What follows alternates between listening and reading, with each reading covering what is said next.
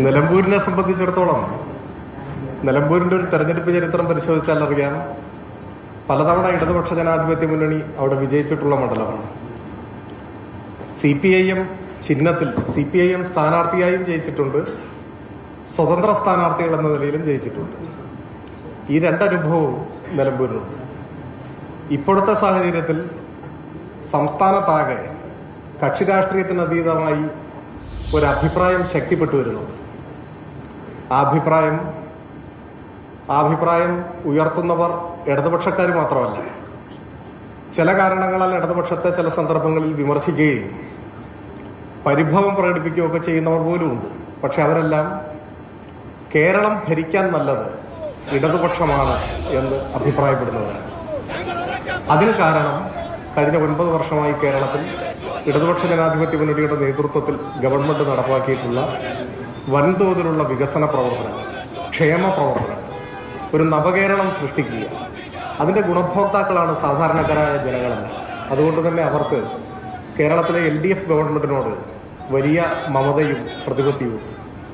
ഇത് നിലമ്പൂരിലെ ഉപതെരഞ്ഞെടുപ്പിലും പ്രതിഫലിക്കും. LDF ഗവൺമെന്റിന്റെ പ്രവർത്തനങ്ങൾക്കുള്ള അംഗീകാരമായി ഈ തെരഞ്ഞെടുപ്പിലെ വോട്ടുകൾ മാറും. ഒപ്പം ഉറച്ച മതനിരപേക്ഷ നിലപാട് ഉയർത്തിപ്പിടിച്ചുകൊണ്ട് രാജ്യത്തെ വർഗീയ ധ്രുവീകരണത്തിന് ശ്രമിക്കുന്ന ശക്തികൾക്കെതിരെ CPIM ഇടതുപക്ഷ ജനാധിപത്യ മുന്നണിയും സ്വീകരിക്കുന്ന ഉറച്ച നിലപാട് എല്ലാ മതനിരപേക്ഷവാദികളെയും പ്രതീക്ഷ നൽകുന്ന നിലപാട്. ഇതെല്ലാം ഈ തെരഞ്ഞെടുപ്പിൽ ചർച്ച ചെയ്യും. അതുകൊണ്ട് തന്നെ നല്ല ഉറച്ച വിശ്വാസം, ആത്മവിശ്വാസം LDFന് CPIMനുണ്ട്. ഈ തിരഞ്ഞെടുപ്പ് കേരളത്തിലെ LDF ഗവൺമെന്റിന്റെ തുടർഭരണത്തിനുള്ള ഒരു നാന്ദിയായി മാറും എന്ന കാര്യത്തിൽ ഞങ്ങൾക്ക് യാതൊരു സംശയവും.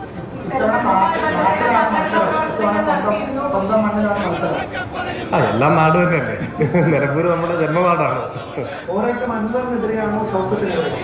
ഇടതുപക്ഷ ജനാധിപത്യ മുന്നണിയുടെ പോരാട്ടം എല്ലാ ഇടതുപക്ഷ വിരുദ്ധ ശക്തികൾക്കും എതിരെയാണ്. ഏതെങ്കിലും വ്യക്തി എന്ന നിലക്കല്ല. ഇപ്പൊ നിങ്ങൾ ഈ പറഞ്ഞ വ്യക്തികളെല്ലാം നമുക്ക് സൗഹൃദമുള്ളവരല്ലേ വ്യക്തിപരമായിട്ട്. എന്താ ഗുസ്തിയൊന്നും അല്ലല്ലോ. ഇത് ചില നിലപാടുകൾ, ആശയങ്ങൾ കേരളത്തെ ഒരു പുതിയ കാലഘട്ടത്തിലേക്ക് നയിക്കാനാണ്. ലോകത്തിലെ വികസിത രാഷ്ട്രങ്ങളുടെ, മധ്യവരുമാന രാഷ്ട്രങ്ങളുടെയൊക്കെ ഒരു നിലയിലേക്ക് ഇവിടുത്തെ ജനങ്ങളുടെ ജീവിതത്തെ മുൻപോട്ട് നയിക്കാനാണ് LDF ഗവൺമെന്റ് ശ്രമിക്കുന്നത്. അതിന് വ്യക്തിപരമായിട്ടുള്ള ഇഷ്ടാനിഷ്ടങ്ങൾക്കോ അങ്ങനെയൊന്നും നമ്മൾ ചുരുക്കി കാണാൻ പാടില്ല.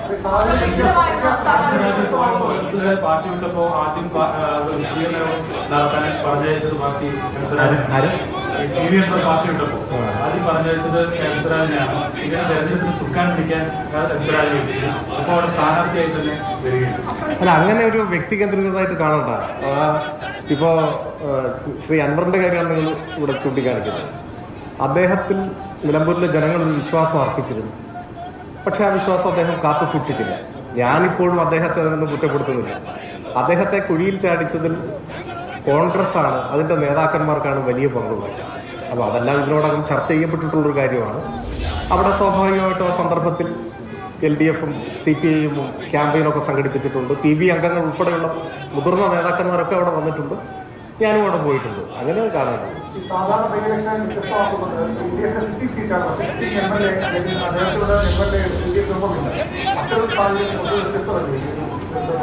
അല്ല, അങ്ങനെ ഒരുപാട് വ്യത്യസ്തതകൾ ഉണ്ടാവും ഓരോ തെരഞ്ഞെടുപ്പിലും. ഇതിനങ്ങനെ പ്രത്യേകതയൊന്നുമില്ല. അദ്ദേഹം ഇപ്പോൾ എന്ത് നിലപാടാണ് സ്വീകരിക്കുന്നതെന്നും എനിക്കറിയില്ല. നിങ്ങൾക്കാണ് ഒരു പക്ഷേ അറിയുക. അതൊന്നുമല്ല ഈ തെരഞ്ഞെടുപ്പിലെ ഏറ്റവും പ്രധാനപ്പെട്ട ചർച്ചാ വിഷയം. ഈ തെരഞ്ഞെടുപ്പിൽ ഞാൻ വിചാരിക്കുന്നത് പ്രധാനമായും ജനങ്ങൾ ചർച്ച ചെയ്യുന്നത് ഈ കേരളം കൂടുതൽ അഭിവൃദ്ധിപ്പെടണം. അതിന് ഈ ഗവൺമെന്റ് നേതൃത്വം കൊടുക്കുന്ന പ്രവർത്തനങ്ങൾ കൂടുതൽ കരുത്തോടെ മുൻപോട്ട് പോകും. അതിനാവശ്യമായ ഒരു വിധിയെടുത്ത് നിലമ്പൂരിലെ ജനങ്ങൾ തീർച്ചയായും ഈ തെരഞ്ഞെടുപ്പിൽ രേഖപ്പെടുത്തും എന്ന കാര്യത്തിൽ ഞങ്ങൾക്ക് സംശയമുണ്ട്.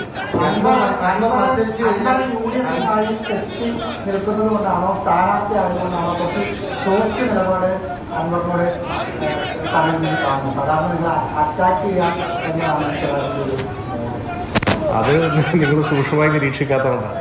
നമുക്ക് എല്ലാ മനുഷ്യരോടും സോഫ്റ്റ് നിലപാടല്ല. ആശയപരമായ കാര്യങ്ങളിൽ ദൃഢതയുണ്ടാവും, അതിന് വിട്ടുവീഴ്ച ഉണ്ടാവില്ല. പക്ഷേ വ്യക്തികളെന്ന നിലയിൽ നമുക്ക് ആരോടും ശത്രുതയുണ്ടോ? ആരോടും ശത്രുതയില്ല. എല്ലാവരോടും സാഹോദര്യം, സൗഹൃദം, അത്രയല്ലേ ഉള്ളൂ.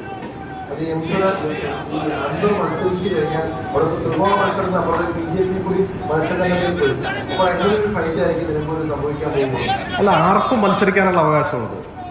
കേരളത്തിൽ ഏതൊരു വോട്ടർക്കും മത്സരിക്കാനുള്ള അവകാശമുണ്ട്.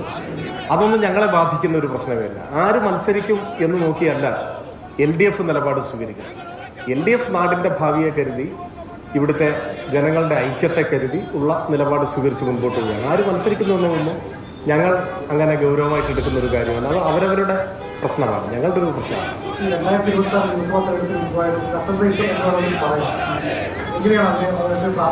അല്ല, അതൊരു അലങ്കാരിക പ്രയോഗമാണ്. തീർച്ചയായിട്ടും അങ്ങനെ പറയുമല്ലോ. തദ്ദേശ തെരഞ്ഞെടുപ്പിനും അടുത്ത അസംബ്ലി തെരഞ്ഞെടുപ്പിനും മുൻപായി നടക്കുന്ന ഒരു ഉപതെരഞ്ഞെടുപ്പാണ്. ഇനിയൊരു ഉപതെരഞ്ഞെടുപ്പ് നടക്കാൻ സാധ്യതയില്ല. അപ്പം അങ്ങനെയൊക്കെ വിലയിരുത്തുന്നുണ്ട്. അതൊക്കെ ആലങ്കാരികമായ വിശേഷണങ്ങളാണ്, സ്വാഭാവികം. ഇന്നിപ്പോൾ ഇനിയും പോകാൻ സാധിക്കില്ലല്ലോ, ഇവിടെയല്ലേ. നാളെ തീർച്ചയായിട്ടും നാളെ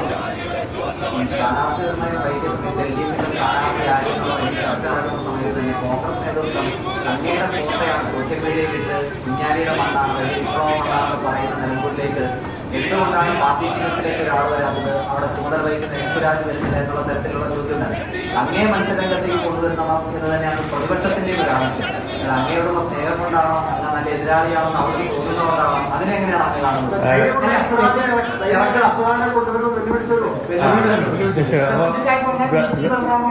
രണ്ട് കാര്യങ്ങളാണ്.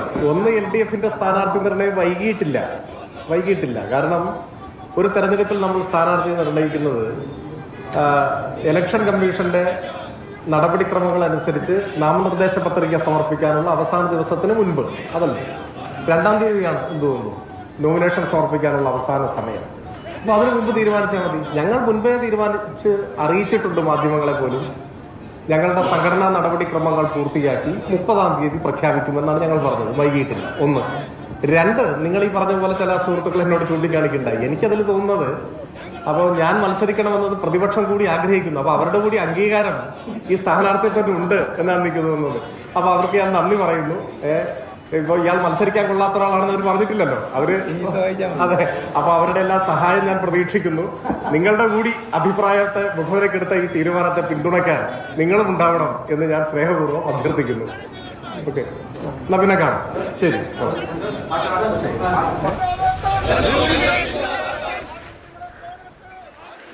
എം സ്വരാജ്, നിലമ്പൂരിലെ LDF സ്ഥാനാർത്ഥി എം സ്വരാജിന്റെ പ്രതികരണമാണ് നമ്മൾ കേട്ടത്.